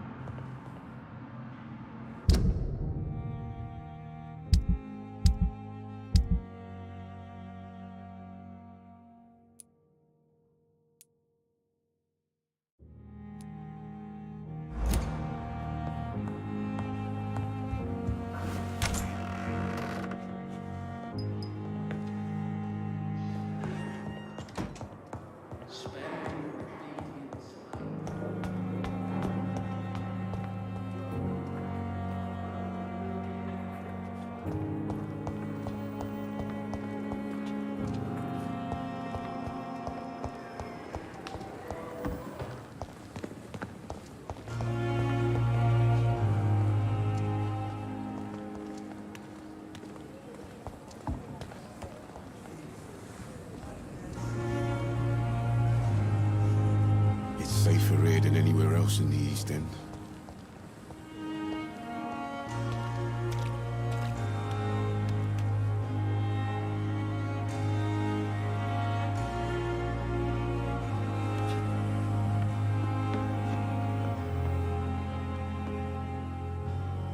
The flu took my dear wife, Emily. I take comfort knowing we'll soon be together again. Mr. Rainfield, that's no way to talk. You're in good hands here, and we'll be up again soon enough.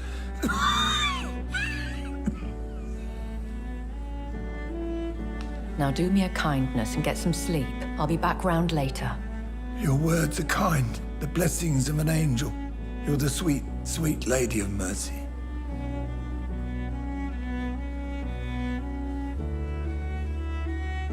Good evening, Dr. Reed.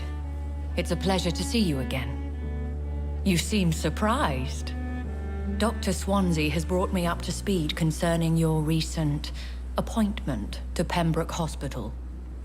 You're a the lady who saved me that night, before vanishing into thin air.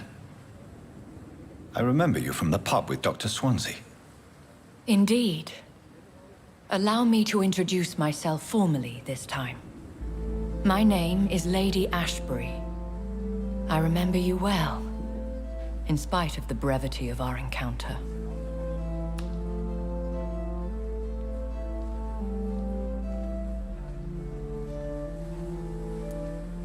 Apologies. You've taken me by surprise. I'm very happy to see you. The pleasure is mine, Doctor.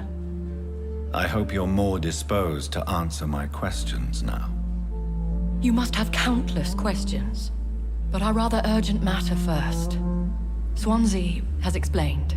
My cover, if you prefer, has been compromised.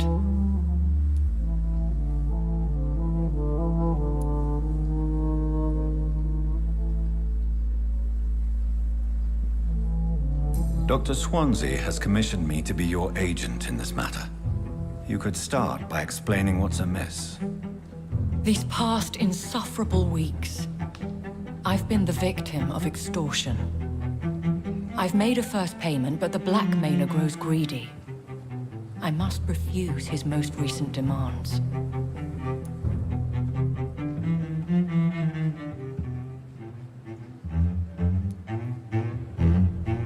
What are your expectations? Please be precise. As the newly appointed surgeon of this hospital, you are in an excellent position to ask innocent questions and deftly learn the identity of my blackmailer. Who would be so foolish as to threaten you? A kindred spirit. Even if it were the case, and I highly doubt it, a vampire would have asked for something more valuable than money. My suspicions lean toward a patient or their family. If we're dealing with an ordinary criminal, surely you've the means to deal with it yourself, if I may. As immortal tradition doth dictate, all fangs and hypnotic eyes ablaze, the blood would run like a river. That's what I hope to avoid. Violence has a tendency to spiral out of control. Please continue. Every detail is essential. I'm your man. My embarrassment in this matter is eclipsed only by my shame at having put the hospital at risk. The threat from our anonymous scoundrel is clear. A list of dates. My visits coinciding with the dates of suspicious patient deaths due to massive blood loss.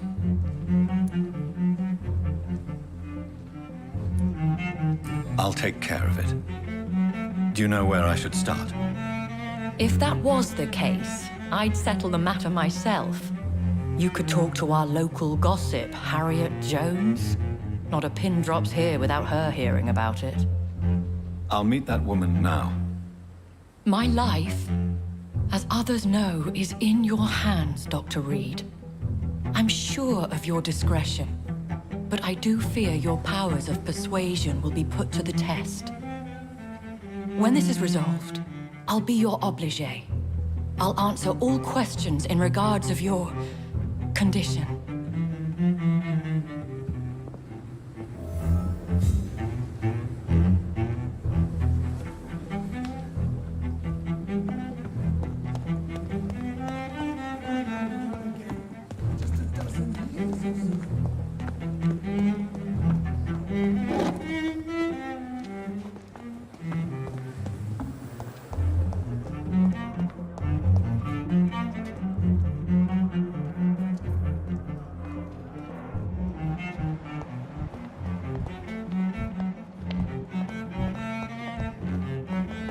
You are going to reveal all. Simpletons, these nurses.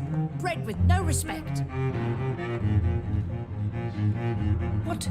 What is this? Who are you? Get out of my room. There's no need for alarm, madam. I'm Dr. Reed, the new surgeon. Preposterous. Dr. Reed, you say? I don't want some bumbling intern. Where's Dr. Swansea? Please, calm down, madam. I assure you that I am highly qualified. I'm just back from war duty. How brave. Threatening an old defenseless woman. You know how long I've been a patient here? You've picked the wrong fight. I'm Harriet Jones. Harriet Jones? Indeed. I've been meaning to have a chat with you. You know what goes on here better than any other patient, I gather. Oh, better than any patient, nurse, or doctor. I've seen so many vile undertakings. I heard there have been some despicable goings-on. Was there a case of blackmail? Blackmail? Wait. You're investigating something. This isn't a social call. One of those incompetent cunts slit a poor sod's vein.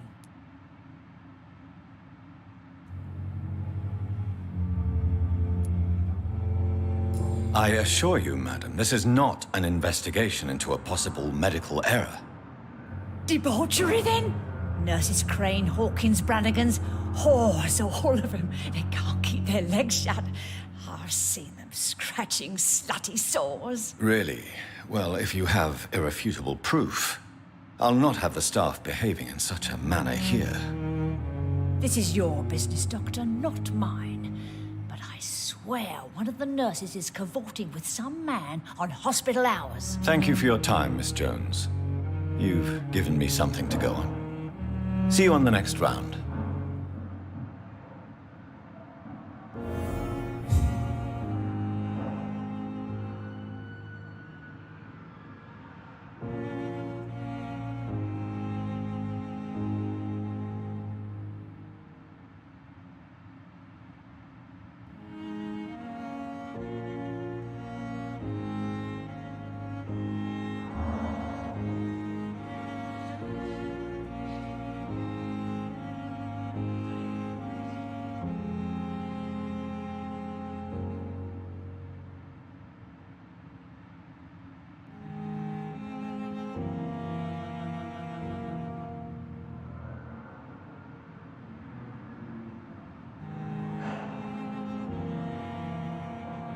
Miss Jones, greetings.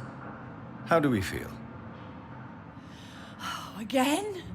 Waking a poor old woman in her sleep? There isn't a poor life needs saving somewhere?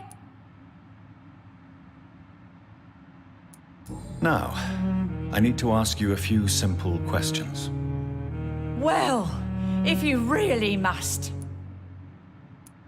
Have you noticed any suspicious comings or goings? It would be a great deal easier to make a list of things unsuspicious in this house of charlatans. Come now, Miss Jones. Surely it's not that bad. Have you no eyes? This hospital accepts all manner of souls, regardless of origin. The proper sick cannot heal. We're kept sickened by the refugees. Everyone here is very capable. I have not seen any instances of unprofessionalism. Thieves and murderers, the lot. People have gone missing here, you know. Poof, without a trace. If you could just tell me why you were admitted. It's terrible, Doctor. What with a pain in my chest, coughing up blood, and I get awfully tired. Wouldn't be so bad if I hadn't lost my house and all. I see. No one comes to visit, you know. Not even my own flesh and blood. I'll come and visit you shortly. Good night, Miss Jones.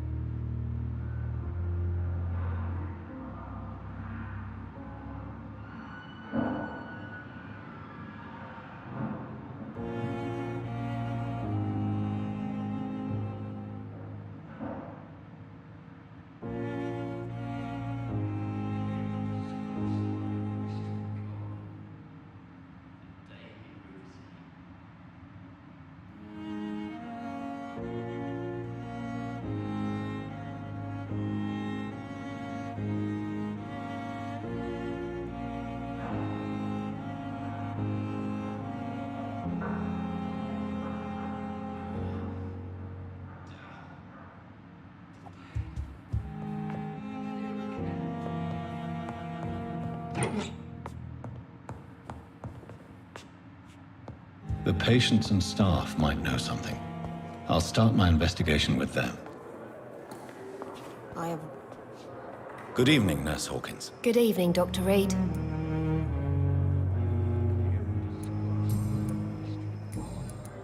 What can you tell me about the strange man visiting one of the nurses during her shift? Let me guess. You spoke with that old shrew, Harriet Jones. Do not pay attention to her, Doctor. She's full of fanciful tales.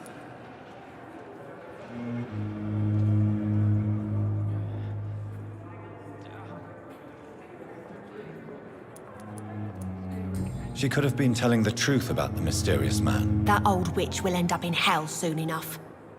Who cares if a nurse finds some happiness where she can?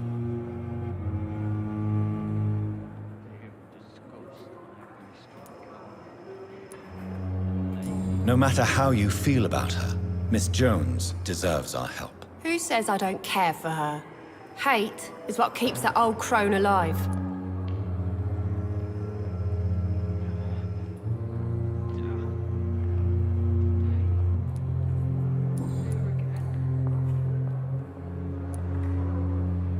What can you tell me about the strange man visiting one of the nurses during her shift? Let me guess. You spoke with that old shrew, Harriet Jones. Do not pay attention to her, Doctor. She's full of fanciful tales.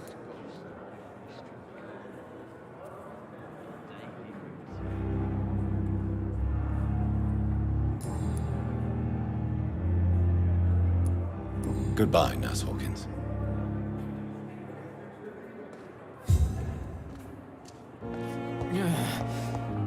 Damn. The pain.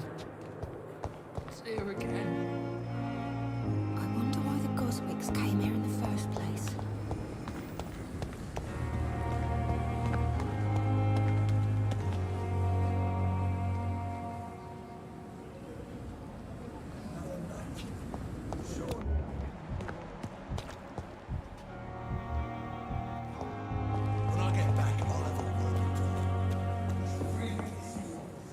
Good evening, Nurse Brannigan. Good evening, Doctor.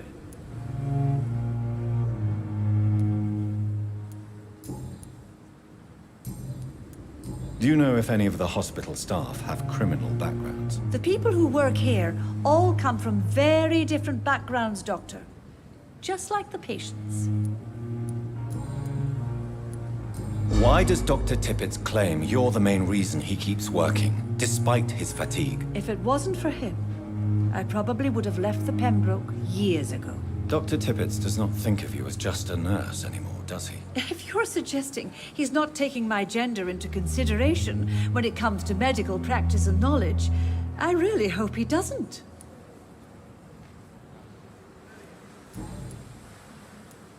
Have you seen a strange man visiting any of the nurses here? I've never heard of such a thing, Doctor.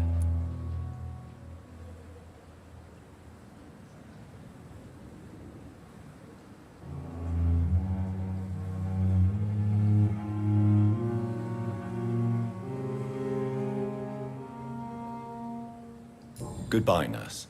Call me if you need assistance.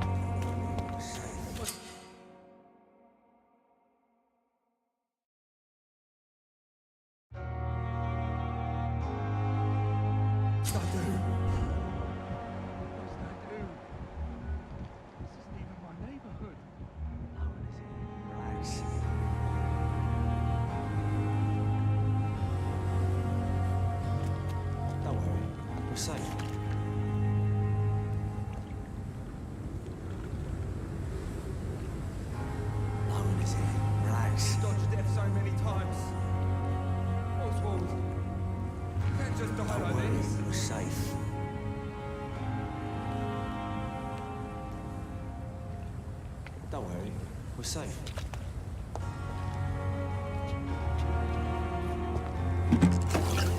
Relax.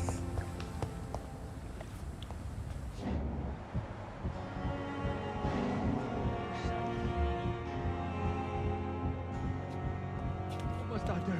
Don't worry. You're sure you don't come back with me? Nah, I have to see someone at the hospital.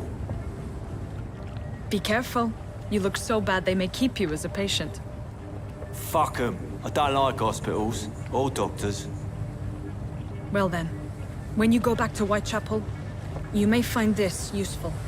What is it? A pass for a free medical exam by the best nurse available. Just read it. I don't read well, but thank you, I guess.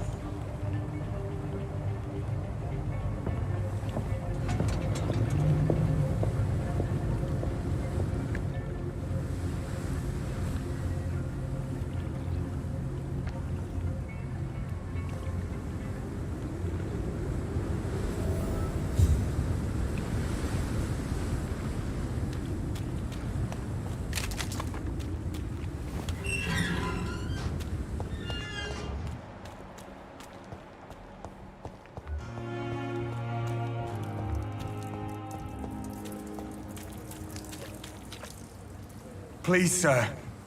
I need help bad. What's going on? I'm Blight, sir. Mutant Blight.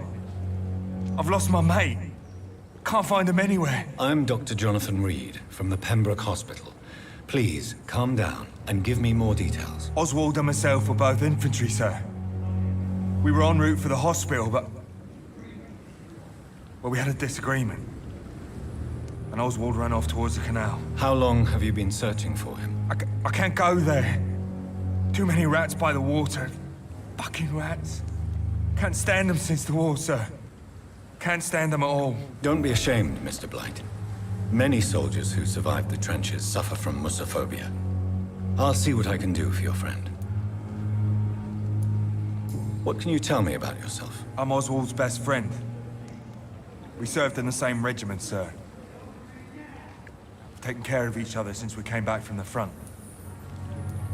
This is a dangerous part of town. What are you doing here? We were looking for the Pembroke Hospital. We both need help. Treatment, I mean. To get some sleep. Just need to feel better, sir. What can you tell me about your friend? His name is Oswald Thatcher. We survived the war together. Oswald is... nervous and quite fragile since we came back from the war. Where was your friend the last time you saw him? He went down by the canal. He didn't want to go to the hospital. I think he went to the sewers on purpose. So I couldn't go after him. I have all the information I need for now. If I find anything out about your friend, I'll let you know as soon as I can. Thank you, Dr. Reed.